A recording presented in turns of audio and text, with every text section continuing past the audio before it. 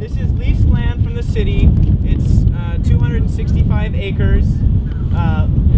It's the Imperatrice property. So a long time ago, when these hills were grazed by hundreds of thousands of lambs to make wool blankets for the army, there was a family that owned a majority of this property, and over the generations, she's been working.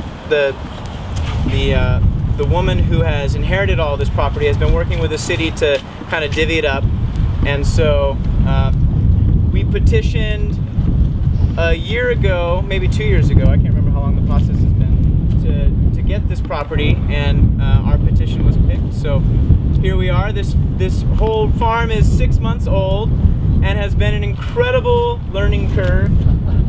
Every day is a new challenge. For water's been a big challenge out here because there's no buried pipes, there's no irrigation infrastructure other than some pickup ditches that were made by hand. So this is the end of the line that pumps all the way up to the top of our hill to the irrigation ditch up top, and we pump water. Currently we pump water up there with a submersible pump, and then it's gravity fed back down.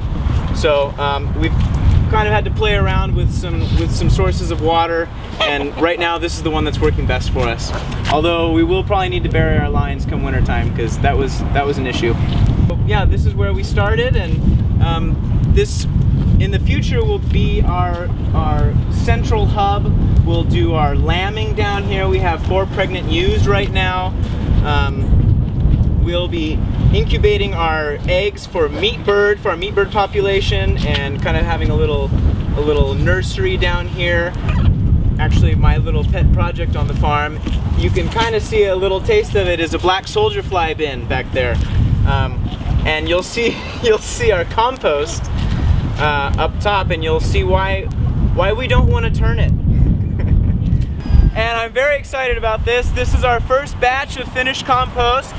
This is post-consumer food waste, chipped BioWare, so all the cups that we ate out of today, all the utensils, and a lot of community roundup leaves and wood chips and all sorts of stuff. And so this is the first batch. 8 head of cattle, and we moved them every day.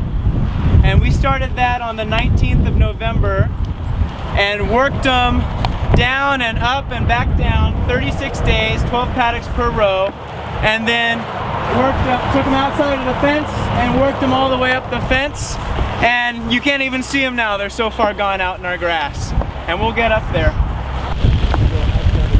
So we've been composting our post-consumer food waste for about 6 months now, and our BioWare as well. And we've taken our Standing Stone Brewing Company down to about 30 gallons of trash in a week.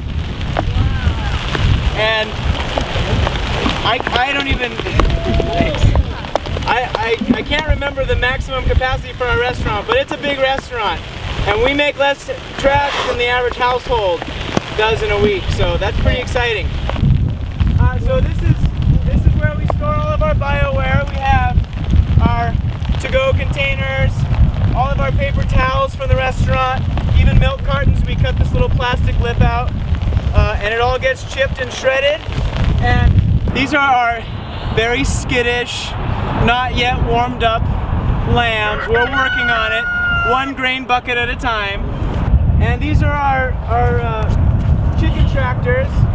Instructions, so just a sheet of plywood, 4x8, not a lot of cutting involved, not a lot of measuring. We have some refurbished lumber from a remodel that we did next door. It's century old lumber. It's pretty awesome.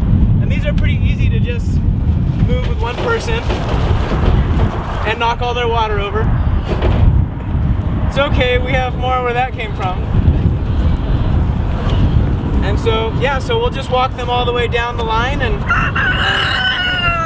let them do their thing. Yeah, well, it's kind of a biohazard symbol, as you can see. So we have these 3 triangles filled and these 3 triangles empty. But we just moved these chickens this morning, Matt? Or was that yesterday? Yesterday. It all blends together.